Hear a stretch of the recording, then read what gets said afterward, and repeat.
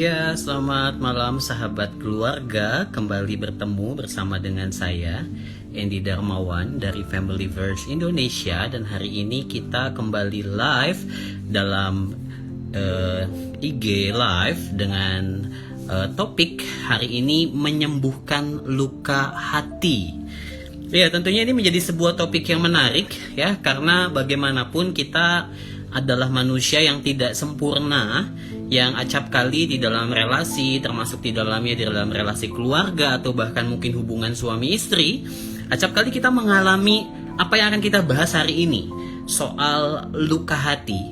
Dan hari ini sahabat keluarga, di dalam acara kita IG Live kita malam hari ini, kita akan ngobrol bersama dengan seorang narasumber, Bapak Heru Tribudi. Beliau adalah salah seorang yang sangat concern di dalam melayani atau bahkan mungkin menangani pasangan yang mungkin sedang mengalami pergolakan di dalam relasi mereka. Anyway, kita baru saja memasuki masa transisi new normal. Bagaimana kabarnya sahabat keluarga dimanapun Anda berada? Bagaimana keadaan di sekitar Anda, di lingkungan Anda, secara khusus ketika memasuki masa-masa transisi new normal ini? Ada berapa banyak di antara sahabat keluarga yang sudah mulai ngantor nih hari ini?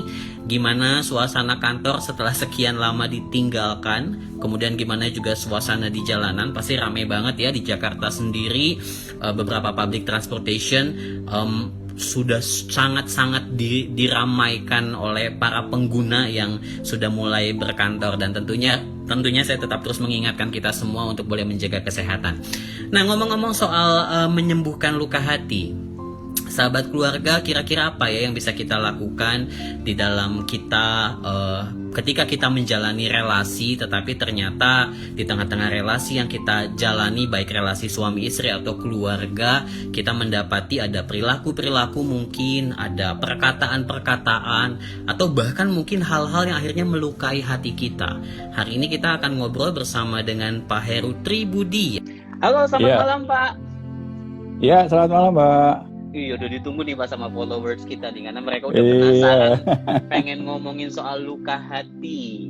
Pak Heru, kita langsung to the point aja ya. Tadi saya sudah menyapa-nyapa sahabat keluarga, ternyata datangnya dari banyak kota, ada dari Toraja, ada dari Medan, ada dari Jakarta, Bekasi, dan masih banyak lagi. Pak Heru ngomongin soal luka hati.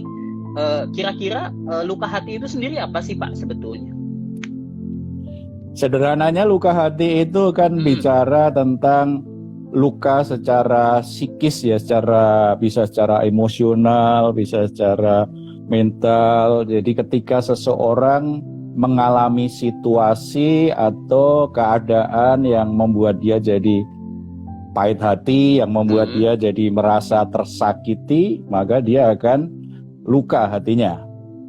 Oke, kalau bentuknya sendiri Pak, kira-kira maksudnya gini, kita bisa tahu nggak bahwa dia sedang mengalami luka hati atau nggak? Biasanya ciri-ciri khasnya dari orang yang sedang mengalami luka hati itu apa?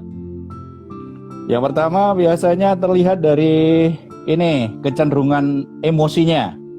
Jadi orang yang terluka hatinya itu mudah tersinggung, mudah merasa disakiti, jadi mudah ngambek. Pokoknya secara emosi dia karena dia sensitif sekali, dia bisa mudah tersinggung atau marah. Itu secara emosi ya. Itu kita bisa lihat kadang-kadang hal-hal yang sepele pun bagi kebanyakan orang dianggap sesuatu yang biasa, tapi bagi orang yang terluka, mereka emosinya gampang sekali tersulut. I see. Jadi sensitif gitu ya Pak. Kalau istilah sekarang itu kayak sensitif gitu ya. Gampang tersebut, gampang marah, bahkan untuk hal-hal yang mungkin sebetulnya orang sekitar justru bingung ketika lihat dia, kenapa dia marah untuk hal-hal yang sebetulnya dia nggak terlalu marah gitu ya. Iya benar. Selain itu juga bisa kita lihat dari cara dia melihat masalah atau seseorang tuh, orang yang terluka itu cenderung berpikir negatif. Dia sulit sekali melihat sisi baik dari orang lain. Dia kadang-kadang suka memberi label yang negatif ke orang lain, kritik yang kadang-kadang berlebihan ya. Sepertinya tidak ada yang baik dari orang lain. Itu terlihat. Mungkin dia memang punya pengalaman yang membuat dia terluka, makanya dia kan jadi sulit untuk percaya orang. Karena sulit percaya orang, cara berpikirnya juga bisa jadi negatif kan. Dan itu tadi, secara relasi sulit percaya orang itu cenderung relasinya dengan orang lain sering bermasalah ya. Orang-orang yang dekat dengan dia pun akhirnya nggak nyaman. Orang-orang seperti ini makanya tidak punya sahabat yang benar-benar dekat, erat seperti itu, kecuali sesama orang yang sakit hati. Makanya ada istilah barisan sakit hati kan, orang-orang yang terluka ngumpul tuh. Wah, itu bisa bahaya dong Pak ya. Maksudnya ketika dia justru berteman, punya komunitas yang sama-sama sakit hati, justru tidak akan membuat dia lebih baik, justru akan membuat rasa sakit hatinya mungkin bertambah-tambah gitu ya Pak Budi. Oh iya benar. Sebab kalau orang ya ini ngumpul sama-sama orang yang sakit hati kan, yang diomongin hal yang negatif saja, yang diomongin hal-hal yang membuat dia terluka, itu buat lukanya semakin dalam, lukanya semakin semakin sakit dia rasakan di batinnya. Itu nggak menyelesaikan masalah, dia sendiri sebenarnya lagi justru semakin menyakiti dirinya sendiri. Acap kali, tapi Pak, ketika misalnya orang yang tadi Bapak pakai istilah barisan sakit hati nih ya, ketika sekelompok orang yang adalah barisan sakit hati ngumpul gitu ya, bisa nggak mereka sendiri sebetulnya nggak aware bahwa sebetulnya mereka adalah orang-orang yang hatinya sedang terluka nih? Bisa jadi. Sebab apalagi orang-orang yang secara status sosial dianggap sebagai orang yang baik, orang-orang yang rajin beribadah, orang-orang yang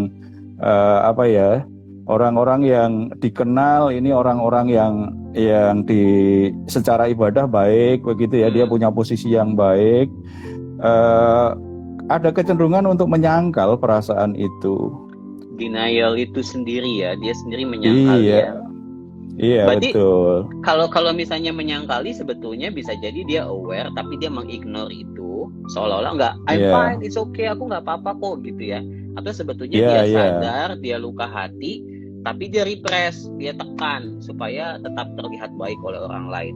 Kira-kira begitu nggak? Benar.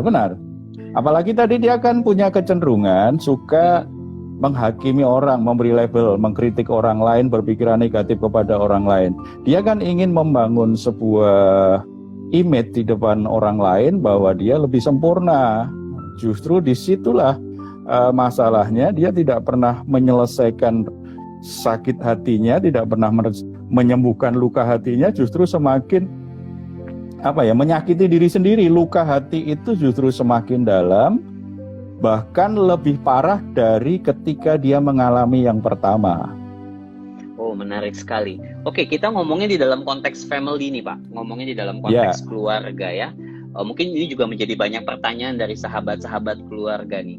Kira-kira hal apa sih yang biasanya terjadi di keluarga yang bisa menimbulkan luka hati untuk tiap anggotanya, baik suami terhadap istri, istri terhadap suami, orang tua anak? Karena ada istilah yang bilang kayak begini, justru orang yang paling menyakiti hati kita, yang bisa membuat luka hati terdalam itu adalah orang yang terdekat dengan kita. Kira-kira apa ya Pak, bentuk-bentuk hal-hal yang bisa membuat luka hati di tengah keluarga? Yang pertama biasanya pengkhianatan. Ketika orang merasa dikhianati, pasti yang lainnya akan terluka. Jadi ketidaksetiaan, perselingkuhan, apapun alasannya, itu pasti akan melukai hati pasangannya. Jadi pengkhianatan. Bahkan pengkhianatan pun tidak selalu suami istri nih. Saya ada kasus nih Pak. Saya pernah konseling anak muda yang dia merasa dikhianati oleh ibunya. Karena dia percaya betul sama ibunya kan, ibunya bisa pegang rahasia dia. Dia suka dengan temannya, dia masih sangat muda, tapi dia ceritakanlah perasaannya. Itu dia lagi jatuh cinta sama temannya dan pesan sama ibunya, jangan cerita ke yang lain ya, malu gitu kan. Ternyata ibunya justru cerita tuh ke suaminya, ke anaknya yang lain, akhirnya justru jadi ledekan ini, suka jadi bahan candaan di rumah. Dia SMP, saya ketemu dia udah kuliah tuh. Dia akhirnya karena dia sangat terluka, merasa dikhianati oleh ibunya, mulai saat itu dia ambil posisi tidak akan pernah mempercayai siapapun juga.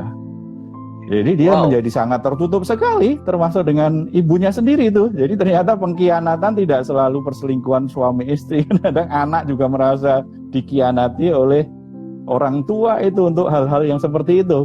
Dianggap nggak bisa nyimpan rahasia ya. Pengkhianatan itu kan di keluarga banyak ya. Walaupun mungkin buat orang tua itu dianggap sebagai sesuatu hal yang alah masa kayak begitu aja kamu marah gitu ya Pak ya. Apalagi budaya kita kan suka ngumpul tuh keluarga besar, dan biasanya kalau keluarga besar lagi ngumpul itu kalau anak zaman sekarang bilang aib-aib kita tuh dikeluarin semua tuh sama orang tua. Si ini suka begini, si ini suka begitu. Wah, menarik sekali. Oke, pengkhianatan. Selain itu apalagi Pak biasanya bisa menimbulkan luka hati di keluarga? Pelecehan itu salah satunya kan tadi dipermalukan ya. Makanya sangat tidak bijak sekali kalau orang tua di acara pertemuan keluarga besar misalnya justru menceritakan hal-hal buruk dari anaknya ini, apalagi jadi bahan candaan. Kan anak malu ya. Ketika anak merasa dipermalukan, itu kan bagian yang paling ringan dari pelecehan sebenarnya ya, tapi tetap aja itu melukai hati anak. Atau kalau enggak misalnya ada orang tua yang marah menegur anaknya yang berbuat salah di depan teman-temannya. Ketika anak itu ditegur di depan teman-temannya, mungkin dia sadar dia salah, tetapi dia kan malu karena dia dimarahin oleh orang tuanya. Perasaan malu itu, merasa dipermalukan itulah bisa melukai anak. Jadi anak tidak merespon dengan baik teguran orang tua, tapi justru akhirnya bisa melawan. Ya sih. Itu mungkin karena anak sebetulnya menaruh harap besar sekali sama orang tua, menjadi orang yang mensupport dia, menjadi orang yang mungkin melindungi dia, tapi justru ketika niat orang tua hanya bercanda misalnya ya, atau mungkin refleks memarahi anak di depan umum, akhirnya membuat anak kehilangan respect dia terhadap orang tua dan luka hati gitu ya Pak. Iya benar. Itu salah satu problem dalam ini ya, dalam pola asuh ya, dalam parenting begitu. Kadang-kadang kenapa seorang anak kok sulit sekali menghormati orang tuanya? Salah satunya mungkin punya pengalaman itu. Dia luka hati dengan orang tuanya karena merasa dipermalukan oleh orang tuanya. Dia kan, siapa sih orang yang paling kita harapkan mendukung kita, memahami siapa kita, yang menemani kita pada saat kita gagal, yang mengangkat kita pada saat kita jatuh? Harapannya yang paling utama pasti kan orang tua ya, keluarga. Nah, kalau masih kecil pasti kan orang tua. Ketika itu tidak didapatkan harapannya sirna. Harapan yang hilang ini, dia bisa jadi kecewa sekali, marah, ya luka hati. Ini jadi kesulitan nanti orang tua itu. Oke, kalau pasangan suami istri Pak, biasanya apa sih yang acap kali bisa membuat luka hati nih? Bukan cuma terhadap istri tapi juga terhadap suami. Kira-kira apa Pak biasanya kalau dari case yang Bapak mungkin pernah tangani? Tadi jelas ya, kalau tadi kan pengkhianatan. Oke. Kadang-kadang pasangan juga mempermalukan pasangannya nih. Makanya sangat penting sekali kan, baik suami atau istri menjaga betul menjaga betul nama baik pasangannya, itu penting. Kadang-kadang kan seorang istri kalau lagi kecewa dengan suaminya, lalu dia cerita ke siapa saja, termasuk tukang sayur yang lewat depan rumah pun dia cerita, kan? Atau suami juga begitu. Kadang-kadang dia menunjukkan kekecewaannya dan kritiknya terhadap istri pada saat ada pertemuan-pertemuan keluarga misalnya, atau ada teman-temannya. itu bisa sangat melukai ya. Sebab itu juga merasa dipermalukan. Dan suami istri kadang-kadang juga bisa saling kecewa, saling luka hati ketika dia hanya dituntut tetapi tidak coba dipahami oleh pasangannya. Jadi dituntut untuk sempurna, dituntut tidak boleh buat salah, tidak ada kekurangan, tetapi dia tidak dipahami bahwa ada saat tertentu dia butuh dukungan tuh. Bukannya dia nggak mau. Misalnya seorang istri yang tidak bekerja, dia urus anaknya, ngurus sekolahnya, suaminya bekerja. Kan ada masa-masa tertentu ya, semua orang tua alami kesulitan karena mungkin anak-anaknya baru masa pertumbuhan gitu ya. Sehingga misalnya ada kasus di sekolah. Ketika ada kasus di sekolah, orang tua dipanggil, kadang-kadang seorang suami hanya menyalahkan istrinya. Padahal mungkin istrinya sudah kelelahan luar biasa, ngurus anak-anak, ngurus rumah, situasinya juga lagi nggak nyaman dengan dirinya. Bukannya coba dipahami situasinya dan diberi dukungan untuk menyelesaikan masalah, tetapi hanya dipersalahkan. Ini nggak disadari suami istri bisa terluka tuh. Acap kali memang gini, pernah satu orang teman saya sharing, Pak, ini sebenarnya hal sederhana sih kalau kita dari sudut pandang pria ya. Dia bilang begini, dia marah sekali sama suaminya gara-gara ketika dia masak, suaminya tuh selalu komen begini, kalau mamaku tuh masak nggak begini, kalau mamaku masak begini tuh kayaknya rasanya nggak begini, harusnya tuh kayak begini. Nah, itu bisa ya Pak, itu hal seolah-olah kan sederhana ya, membandingkan istri dengan mamahnya, membandingkan suami dengan papahnya misalnya, itu bisa menimbulkan luka hati ya? Bisa. Jadi kalau suami istri problemnya biasanya membandingkan begitu tuh, dibandingkan dengan pria atau wanita lain, itu melukai ya.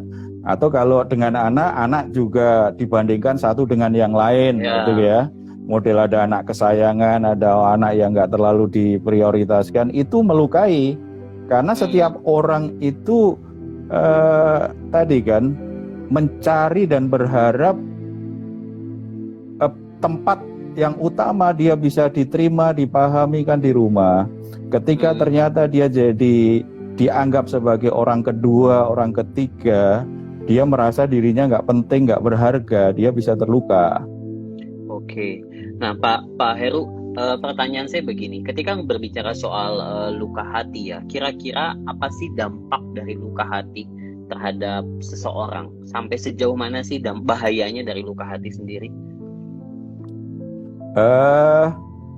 Luka hati bisa banyak aspek ya. Secara spiritual, orang yang terluka itu pasti mengalami kesulitan beribadah dan berdoa. Hubungannya dengan Tuhan akan terhambat ya.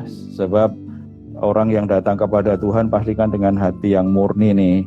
Dengan kemarahan itu pasti hubungannya nggak baik gitu ya. Jadi dia tidak menikmati ibadah yang baik, akibatnya secara jiwani dia juga tambah rapuh. Karena secara spiritual nggak kuat, makanya secara jiwani kan jadi rentan sebenarnya, rapuh. Problem secara jiwani begitu, dampaknya pasti tadi, fokus emosi dan pikirannya pada hal-hal yang membuat dia sakit hati, yang membuat dia merasa tersakiti. Ini merusak mental seseorang. Makanya tadi kan sulit sekali berpikir positif. Yang dilihat dari orang lain selalu yang negatif. Karena memang fokus pikirannya kan hanya sangat kuat sekali itu dipengaruhi oleh hal-hal yang menyakitkan hati. Secara emosi juga dia sangat dikuasai oleh emosi negatif. Dia sulit untuk mengelola emosi negatif.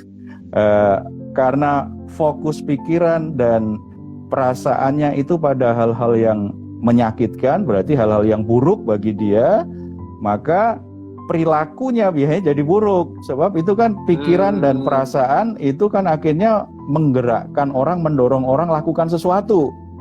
Karena dia lakukan sesuatu, makanya orang-orang yang terluka itu akhirnya bisa aja, misalnya dia coba melupakan hal yang menyakitkan, dia lakukan yang namanya mekanisme pelarian diri.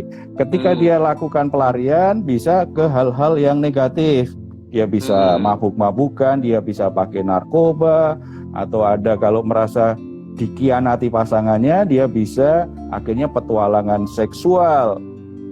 tidak hanya melampiaskan amarahnya, tetapi juga balas dendam dengan pasangannya yang mengkhianati dia, gitu ya. Berbagai kecanduan itu salah satu sebab mendasarnya biasanya karena terluka dimulai ya. Oh, menarik sekali. Termasuk kecanduan pornografi berarti ya. Kalau tadi Pak Heru mengungkapkan pencari pelampiasan. Ini ada yang komentar nih Pak, sahabat keluarga. Suripto, dia bilang diungkit masa lalunya juga cenderung melukai hati pasangan kita. Betul juga ya. Diungkit terus semua kesalahan-kesalahan kita atau masa lalu kita yang mungkin gak terlalu baik. Menarik sekali. Terhadap kesehatan sendiri, Pak Heru, dampak dari luka hati itu apa, Pak? Ya bisa lah ya. Orang yang marah itu bisa, orang yang terluka itu akhirnya dikuasai kemarahan, bisa sangat secara fisik bisa sangat bermasalah ya. Saya temukan beberapa kasus, misalnya ada orang yang kena sakit eksim, Mbak. Eksim, penyakit sakit kulit ya. Eksim sudah diobatin kemana-mana nggak sembuh begitu. Lalu suatu saat dia ikut program pemulihan kami, dia akhirnya dia ternyata terluka sekali dengan ayahnya. Ayahnya sangat keras sekali, kasar, sejak kecil dia terima perlakuan yang membuat dia sangat terluka. Ketika dia putuskan mengampuni ayahnya, dalam waktu seminggu kering itu sembuh.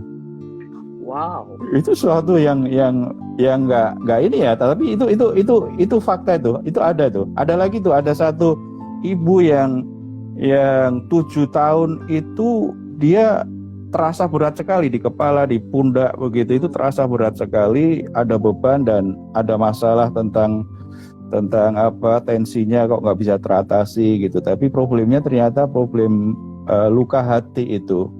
Dia merasa pernah dilecehkan oleh iparnya setelah suaminya meninggal. Dia diperlakukan tidak adil, dia merasa dilecehkan oleh ipar-iparnya. Itu jadi beban karena dia tinggal masih di lingkungan keluarga suami almarhum. Ketika dia akhirnya memutuskan untuk mengampuni ipar-iparnya itu, dia cerita, ini cerita dia sih, dia cerita seperti ada beban yang diangkat dari pundaknya dan ada kelegaan yang luar biasa. Sejak saat itu ternyata problem kesehatannya hilang. Jadi dia nggak pernah pusing lagi, pundaknya udah nggak pernah seperti tertekan sekali gitu. Problem darah tingginya juga diobatin gampang beres gitu. Oh, menarik sekali ya, betapa luka hati itu ternyata berdampak banyak ya terhadap kita dan akhirnya bisa merusak. Pak Heru boleh sharing Pak, kira-kira apa sih yang bisa dilakukan ketika ada orang yang mungkin sudah aware bahwa dia luka hati dan dia ingin sembuh nih dari luka hati? Mungkin Pak Heru boleh share terapi apa yang dilakukan. Kalau tadi Pak Heru ungkapkan kan sampai kepada satu titik akhirnya orang itu bisa belajar mengampuni. Tapi untuk masuk proses ke mengampuni itu kan juga nggak mudah pastinya ya Pak ya. Mungkin boleh di-share kira-kira apa yang harus dilakukan atau apa yang bisa dilakukan untuk bisa menyembuhkan luka hati. Yang pertama dia harus jujur. Pertama jujur ya, bahwa dia merasa tersakiti. Problem banyak orang kan coba menutupi, menekan atau mengabaikan. Ini tidak akan pernah menyembuhkan, tidak pernah menolong, justru semakin tersakiti. Dia harus jujur, ya saya memang sakit hati, saya memang marah, saya memang tersinggung gitu kan. Jadi kejujuran dengan diri sendiri itu penting. Kejujuran dengan diri sendiri itu kemudian coba diceritakan. Bisa sih, ada orang yang menceritakannya dengan Tuhan ini dalam doa. Ada beberapa orang yang bisa sembuh tuh. Doa sendiri dengan Tuhan, doanya bukan mohon ini, hanya curhat. Dikeluarin unek-uneknya itu ya. Ya. Lah kalau doa kan pasti juga minta Tuhan tolong sembuhkan ya pasti setelah itu. Tapi minimal itu berarti bagian yang penting di mana apa yang dirasakan di hati itu dibuka dan dikeluarkan untuk menyelesaikan masalah. Nah, makanya kalau alami kesulitan, walaupun orang beragama, berdoa, kadang-kadang itu dirasa kurang cukup, ya cari konselor yang bisa menolong dia alami kesembuhan. Jadi cerita juga ke orang itu, ke konselor yang bisa menolong dia, ya. Cerita dulu lah, cerita apa saja begitu. Cerita saja itu sudah cukup menolong ya. Kemudian pasti itu konselor akan mendorong dia untuk coba melupakan masa lalunya. Langkah pertama, melupakan masa lalu, melepaskan dari masa lalu yang menyakitkan, pasti memaafkan atau mengampuni orang-orang yang telah menyakiti dia. Nggak apa-apa, memaafkan itu tidak boleh dalam hati itu. Karena lukanya kan di hati, mending dikeluarin, suruh dia ngomong tuh. Dia ngomong gitu ya. Ngomong dia sama konselor atau ngomong sama orang yang melukai hati dia? Sama konselor akan sangat baik. Kalau kami kan pendekatan kesembuhan emosionalnya dengan pendekatan spiritual ya. Biasanya kami ajak dia berdoa. Ya berdoa sesuai keyakinannya lah. Tetapi dia coba memaafkan orang yang menyakiti dia kan nggak ada. I see. Tetapi dia kan harus mengungkapkan bahwa dia memaafkan. Nah, soal masalah relasi, soal saling memaafkan, saling mengampuni itu kan tidak hanya area hubungan menurut saya. Itu juga sifatnya spiritual ya. Nah, itu ya. Dia bisa berdoa, tidak hanya curhat sama Tuhan, tetapi dia mengucapkan kata-kata yang menunjukkan dia memaafkan orang itu. Konselor kan hanya mendampingi ya, sebab untuk memaafkan kan nggak bisa diwakili. Yang memaafkan kan orang yang merasa tersakiti, dia yang harus ngomong. Proses kesembuhan batin itu akan sangat baik terjadi kalau memang semuanya diungkapkan saja. Karena kan selama ini dia lebih banyak di dalam alam pikirannya, disimpan di hatinya kan.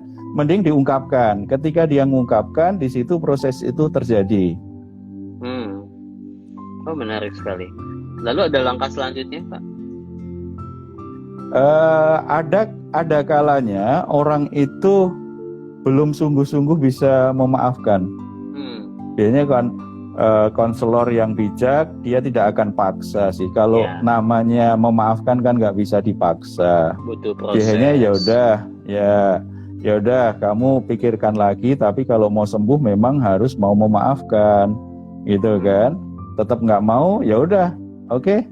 Nanti kita ketemu lagi, kita dukung, kita doakan kamu, kita berharap kita datang, kamu udah bisa buat putusan.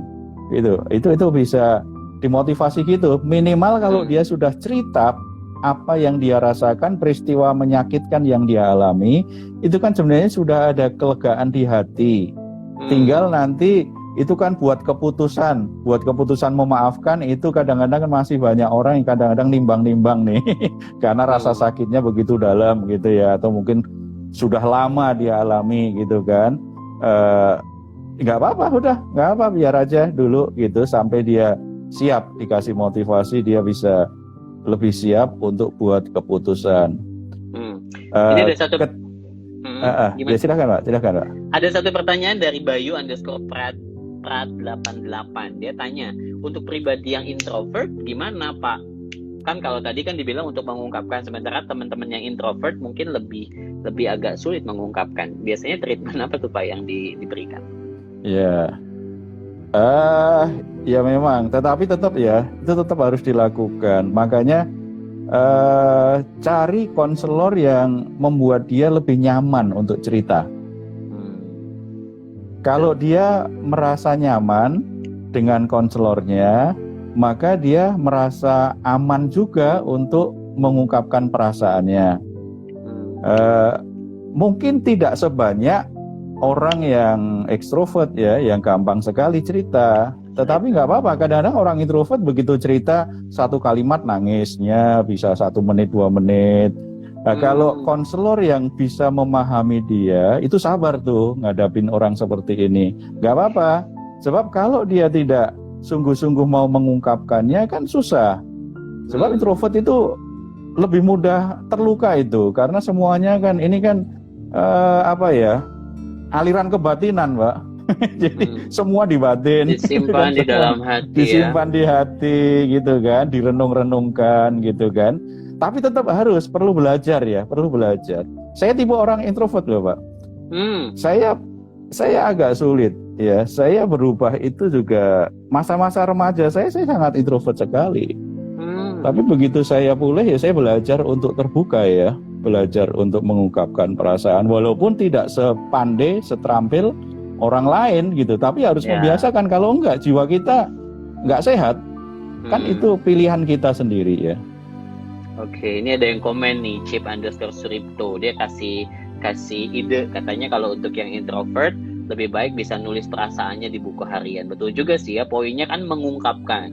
Kalau belum bisa ngungkapin sama orang lain, mungkin bisa nulis dulu, paling tidak sudah bisa melegakan dan lebih bisa mengungkapkan apa yang dia rasakan. Pak Heru, waktu kita kan nggak banyak nih Pak, mungkin boleh kasih tips-tips Pak sama sahabat keluarga, gimana caranya supaya nggak gampang luka hati, dan gimana kalau sudah luka hati, apa yang perlu dilakukan?